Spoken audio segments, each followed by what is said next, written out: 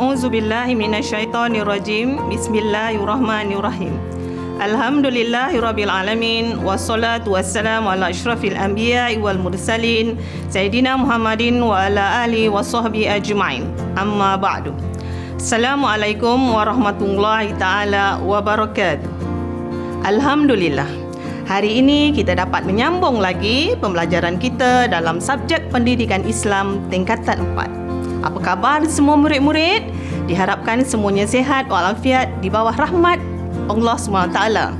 Pada hari ini, murid-murid akan belajar bersama Ustazah berkaitan mata pelajaran pendidikan Islam dalam bidang sirah.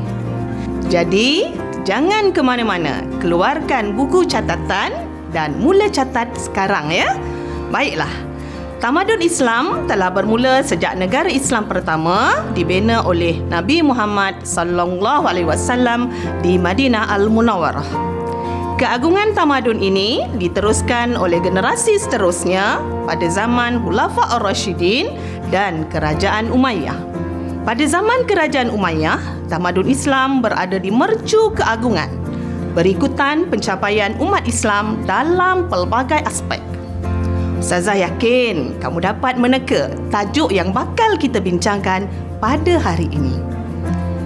Tajuk kita ialah Pelajaran ke-19 Kerajaan Umayyah. Murid-murid semua telah bersedia? Baiklah, sebelum kita meneruskan perkongsian ini dengan lebih lanjut, mari kita semak terlebih dahulu objektif pembelajaran pada hari ini. Pada akhir pembelajaran, murid-murid dapat pertama, mengetahui sejarah Kerajaan Umayyah dengan ringkas. Kedua, menyatakan khalifah yang terkenal dan sumbangannya. Ketiga, menjelaskan faktor kegemilangan Kerajaan Umayyah. Keempat, menerangkan faktor kemerosotan Kerajaan Umayyah. Dan kelima, iaitu yang terakhir, merumuskan iktibar daripada pemerintahan Kerajaan Umayyah dan menghubungkaitkan dalam kehidupan. Baiklah, mari kita mulakan pembelajaran kita pada hari ini dengan meninjau terlebih dahulu latar belakang Kerajaan Umayyah. Asal penubuhan Kerajaan Umayyah adalah bersempena nama Umayyah bin Abdul Syams bin Abdul Manaf, iaitu seorang daripada pemimpin Kerajaan Umayyah yang berketurunan Quraisy. Pengasas Kerajaan Umayyah ialah Muawiyah bin Abi Sufyan. Tempoh pemerintahan Kerajaan Umayyah bermula dari tahun 41 Hijrah hingga 132 Hijrah, iaitu lebih kurang 91 tahun. Dan pemerintahan Kerajaan Umayyah terdiri daripada 2 tahap. Tahap pertama berpusat di Damsyik, iaitu bermula daripada tahun 41 Hijrah hingga 132 Hijrah.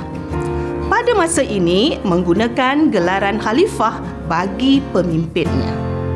Manakala tahap kedua berpusat di Cordoba, iaitu bermula pada tahun 138 Hijrah hingga 422 Hijrah, menggunakan gelaran Amirul dan Khalifah kepada pemimpinnya.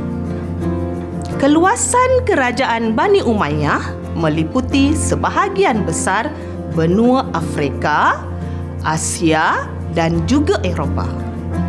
Khalifah Kerajaan Umayyah adalah seramai 14 orang khalifah dan terdapat 4 orang khalifahnya yang terkenal. Berikut adalah antara khalifah Kerajaan Umayyah yang terkenal. Mereka terdiri daripada pertama, Muawiyah bin Abi Sufyan.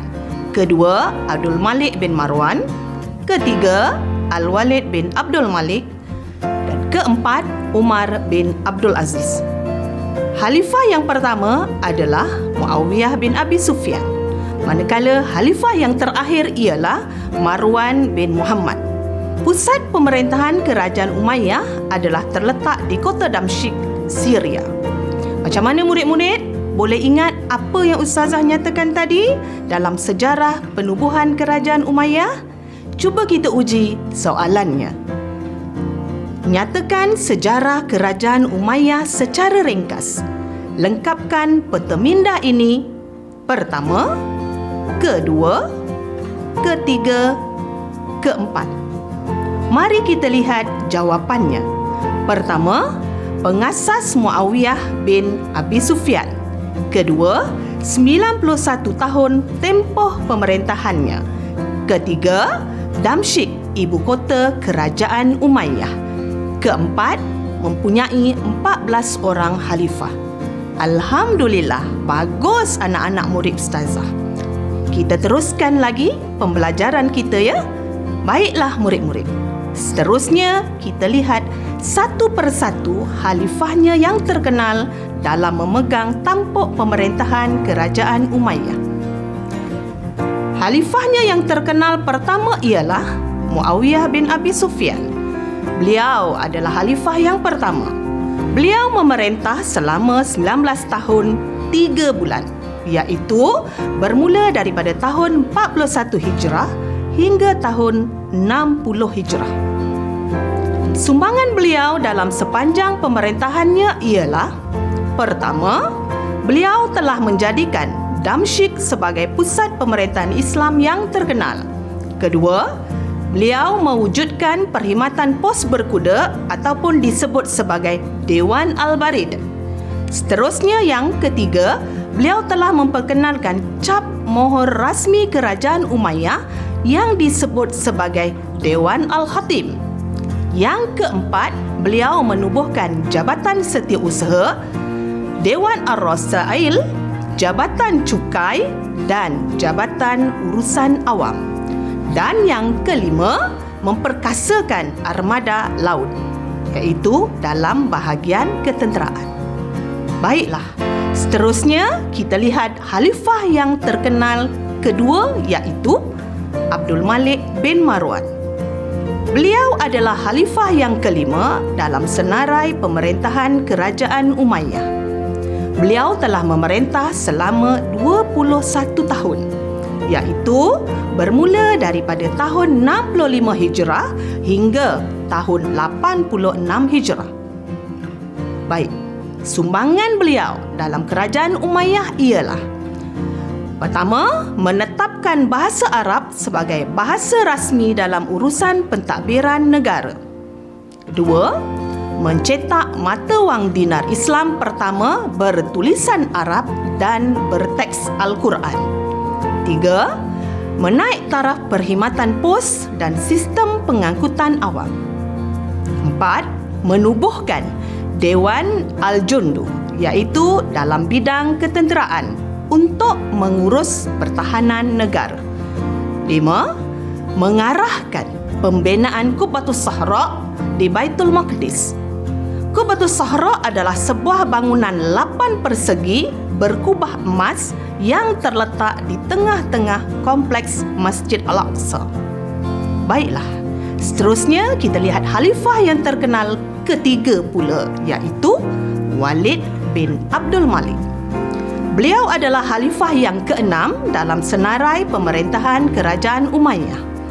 Beliau telah memerintah selama 9 tahun 7 bulan, iaitu bermula daripada tahun 86 Hijrah hingga tahun 96 Hijrah. Di sini kita lihat pula apakah sumbangan yang menyebabkan beliau terkenal.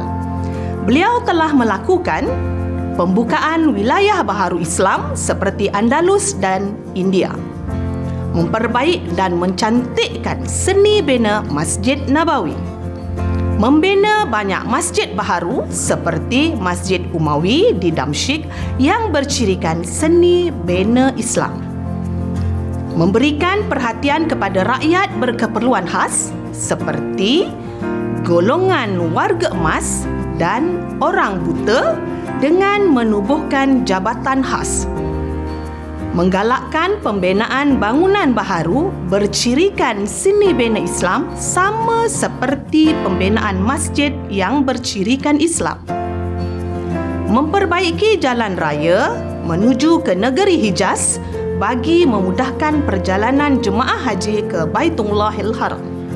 Baiklah, seterusnya kita lihat khalifah yang terkenal keempat, iaitu Umar bin Abdul Aziz.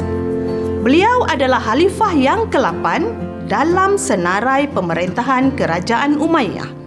Beliau telah memerintah selama 2 tahun 5 bulan, iaitu bermula daripada tahun 99 Hijrah hingga tahun 101 Hijrah. Sumbangannya pula ialah mengecualikan bayaran cukai jizyah terhadap kafir zimmi, sehingga ramai orang kafir zimmi ini yang memeluk Islam. Mengeluarkan arahan rasmi kepada Ibnu Syihab Az-Zuhri untuk membukukan hadis Rasulullah sallallahu alaihi wasallam. Membina rumah transit untuk para pedagang berhenti berehat dan meletakkan barang dagangannya, sehingga ramai pedagang yang datang berdagang ke kota Damsyik. Menaik taraf infrastruktur untuk kemudahan rakyat seperti hospital, jambatan, perigi, jalan raya dan sistem pengangkutan awam. Mengasaskan Dewan Penasihat yang dianggotai oleh para ulama untuk memberikan nasihat kepada khalifah. Murid-murid semua, jelaslah 4 orang khalifah itu adalah orang yang banyak memberikan sumbangan dalam Kerajaan Umayyah. Boleh ingat lagi sumbangan khalifah-khalifah tersebut? Cuba jawab soalan Ustazah. Soalannya, apakah sumbangan Khalifah Muawiyah bin Abi Sufyan? Lengkapkan peta minda berikut dengan jawapan yang betul. Pertama, kedua, ketiga. Jawapannya ialah pertama, menjadikan Damsyik sebagai pusat pemerintahan. Kedua, mewujudkan perkhidmatan pos berkuda. Ketiga, memperkenalkan cap mohor rasmi kerajaan. Bagus, tahniah semua. Boleh Ustazah teruskan lagi? Boleh? Baiklah, murid-murid, kita lihat tadi banyak sumbangan besar yang telah dibuat oleh khalifah-khalifah Kerajaan Umayyah sehingga mencapai kegemilangan. Baiklah, mari kita lihat satu persatu faktor kegemilangan Kerajaan Umayyah. Faktor kegemilangan Kerajaan Umayyah ini boleh dilihat daripada beberapa aspek, iaitu pertama, agama, kedua, politik, 3, ekonomi, 4, sosial, 5, ketenteraan, 6, pendidikan. Kita lihat dulu yang pertama dari aspek agama. Khalifah Umar bin Abdul Aziz telah menyemarakkan aktiviti keilmuan seperti membina Masjid Nabawi untuk merancangkan aktiviti keagamaan. Khalifah Walid bin Abdul Malik telah menaik taraf institusi masjid. Beliau telah menjadikan masjid sebagai tempat untuk melakukan aktiviti keagamaan. Jadi, pada masa itu, masjid adalah menjadi tempat yang aktif di mana banyak aktiviti boleh dilakukan di dalam masjid tersebut dan diimarahkan seperti mana sekarang ini. Kedua, aspek politik, yang mana ini adalah faktor yang banyak menyumbang kepada kegemilangan Kerajaan Umayyah. Pemilihan kota Damsyik yang strategik sebagai pusat pemerintahan oleh Khalifah Muawiyah bin Abi Sufyan telah berjaya mengukuhkan pentadbiran negara. Pelantikan gubernur yang berwibawa berjaya menghapuskan pemberontakan oleh puak Khawarij dan Syiah. Berjaya meluaskan wilayah Islam seperti di Rom, China, India, Afrika Utara dan Eropah. Seterusnya murid-murid, kita pergi ke faktor kegemilangan yang ketiga pula, adalah dari aspek ekonomi. Pengurusan Baitul Mal yang cekap sehingga hasil pendapatan negara melebihi keperluan. Contohnya, pada zaman Khalifah Walid bin Abdul Malik. Dan hasil pendapatan negara digunakan oleh kerajaan untuk membina infrastruktur negara dan untuk membina kemudahan rakyat. demi menjaga kebajikan rakyat.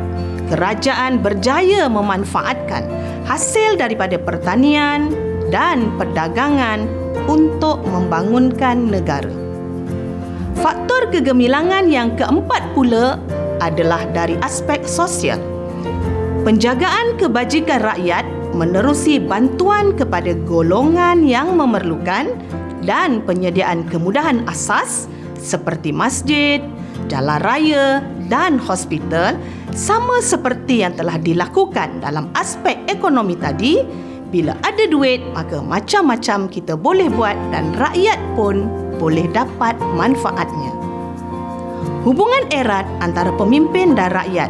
Rakyat perlu mewujudkan satu hubungan yang rapat dan erat supaya dapat mewujudkan perpaduan yang harmoni dalam masyarakat, di mana pemimpin perlu mengambil perhatian terhadap rakyat, manakala rakyat perlu untuk menghormati pemimpin.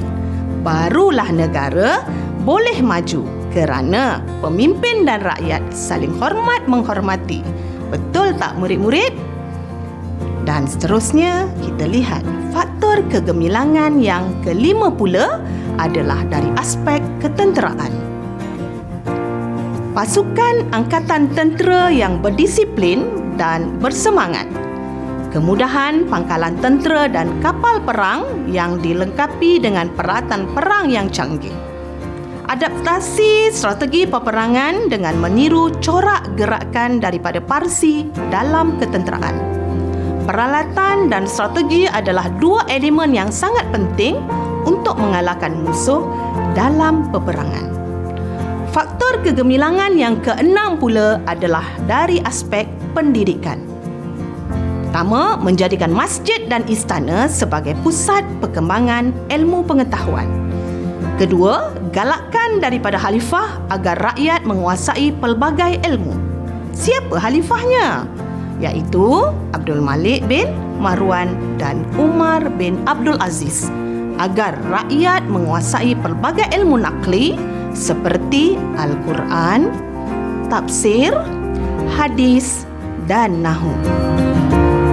Kerajaan Umayyah tidak dapat bertahan lama. Kejatuhan kerajaan Umayyah berpunca daripada beberapa faktor. Faktor kemerosotan kerajaan Umayyah. Pertama, politik. Kedua, sosial. Ketiga, akhlak. Yang pertama, kita lihat faktor kemerosotan kerajaan Umayyah dari aspek politik. Faktor politik yang pertama, sistem lantikan khalifah secara monarki menimbulkan perebutan kuasa dan persaingan dalam kalangan anggota keluarga. Kedua, pemberontakan oleh puak Syiah dan Khawarij serta golongan yang tidak berpuas hati dengan penubuhan kerajaan Umayyah. Berbanding dengan negara kita yang mengamalkan sistem pemilihan secara demokrasi dalam pemilihan pemimpin. Pemilihan pemimpin kita adalah melalui suara rakyat dengan undian, di mana yang mendapat undian yang banyak, maka dialah yang akan menjadi pemimpin. Dan seterusnya, rakyat pun berpuas hati. Seterusnya kita lihat kemerosotan kedua dari aspek sosial. Sikap ta'assub antara kabilah Arab Utara dan kabilah Arab Selatan sehingga mencetuskan perpecahan dan gerakan sulit untuk menumbangkan kerajaan Umayyah. Sikap diskriminasi sebahagian khalifah terhadap golongan Mawali seperti bangsa Parsi dan Barbar dalam pemilihan jawatan gubernur. Siapa Mawali ini? Mawali ialah orang bukan Arab yang memeluk agama Islam dan memiliki keistimewaan yang sama dengan orang Arab Muslim, tetapi dikehendaki membayar cukai tambahan. Diskriminasi ini menyebabkan golongan Mawali ini tidak berpuas hati dan menyumbang kepada ketidakstabilan pentadbiran kerajaan Umayyah. Seterusnya, dari aspek akhlak pula. Khalifah mengamalkan cara hidup mewah dan boros dalam perbelanjaan hingga menimbulkan rasa tidak puas hati rakyat. Keruntuhan moral dalam kalangan khalifah kerana cenderung kepada hiburan dan kekejaman. Dari sudut akhlak khalifah, kerajaan Umayyah ini apabila mereka berada dalam keadaan stabil, mempunyai dana kerajaan yang banyak, mereka telah mengamalkan cara hidup yang mewah dan boros dalam perbelanjaan sehingga menimbulkan rasa tidak puas hati dalam kalangan rakyat. Baiklah murid-murid, rasanya semua dapat apa yang telah Ustazah jelaskan tentang sejarah kerajaan Umayyah dan sehinggalah kepada faktor kegemilangan dan kemerosotan kerajaan Umayyah. Oleh itu, marilah sama-sama kita mengambil iktibar daripada sejarah pemerintahan kerajaan Umayyah. Daripada situasi faktor-faktor di atas, kita dapat melihat nilai siwik tanggungjawab sebagai seorang rakyat terhadap negara yang dicintai. Iktibar daripada pemerintahan kerajaan Umayyah. Pertama, kita hendaklah memartabatkan ajaran Al-Quran dan Sunnah dalam urusan kepimpinan agar syariat Islam dapat ditegakkan. Dua, kita hendaklah mencontohi sifat-sifat mulia yang ada pada khalifah Islam seperti zuhud, tegas, berilmu dan bijaksana. Tiga, kita hendaklah menjaga hubungan baik antara pemimpin dengan rakyat agar hidup harmoni. 4. Kita hendaklah menjaga kebajikan rakan agar dapat mengeratkan kasih sayang. 5. Kita hendaklah memiliki semangat jihad yang tinggi dalam mempertahankan kedaulatan negara. 6. Kita hendaklah berusaha meningkatkan ilmu pengetahuan agar dapat memberi sumbangan kepada umat Islam. Baiklah murid-murid, seperti yang telah Ustazah jelaskan tadi dalam objektif pembelajaran kita di awal tadi. Jom kita uji minda kita sejauh manakah kefahaman kamu dalam isi kandungan pembelajaran kita hari ini dengan menjawab beberapa soalan yang berkaitan dengan tajuk tersebut. Ustazah tahu kamu pasti boleh menjawab soalan yang diberi dengan baik. Soalan 1. Jelaskan 2 faktor kemerosotan kerajaan Umayyah. Jawapannya ialah faktor kemerosotan kerajaan Umayyah ialah: pertama, khalifah mengamalkan cara hidup mewah dan boros. 2. Sistem melantikkan khalifah secara monarki. Soalan 2. Terangkan 2 iktibar yang boleh diambil daripada kerajaan Umayyah. Jawapannya ialah 2 iktibar yang boleh diambil daripada pemerintahan kerajaan Umayyah ialah: pertama, kita hendaklah memartabatkan ajaran Al-Quran dan Sunnah agar Islam dipandang mulia. 2. Kita hendaklah mencontohi sifat-sifat mulia yang ada pada khalifah Islam untuk memartabatkan agama Islam. Baiklah murid-murid, umat Islam pada abad yang lepas berjaya menaikkan martabat diri dan agama Islam di mata dunia. Mereka berjaya menguasai pelbagai ilmu dan kemahiran. Kita juga sepatutnya mencontohi mereka dan menyedari peranan kita sebagai umat Islam. Pertama, sebagai umat Islam, kita perlulah bersungguh-sungguh dalam menuntut ilmu untuk meningkatkan kecemerlangan umat Islam agar agama Islam dipandang tinggi oleh agama lain. Seterusnya, sebagai umat Islam, kita perlulah menghidupkan semangat jihad yang tinggi dalam diri kita bersesuaian dengan tuntutan kehidupan hari ini dan akan datang. Akhir sekali, kita hendaklah memberi sokongan moral kepada rakan-rakan supaya menanamkan semangat jihad yang tinggi dalam menuntut ilmu supaya berjaya membawa dunia Islam disanjung oleh masyarakat dunia dan seterusnya menjadi hamba Allah Subhanahu wa taala yang diredai di dunia dan di akhirat. Alhamdulillah. Sampai di sini dahulu perkongsian Ustazah pada hari ini. Semoga kita boleh berjumpa lagi di masa akan datang. Ilal liqa, ma'assalamah, wabillahi taufiq wal hidayah. Assalamualaikum warahmatullahi wabarakatuh.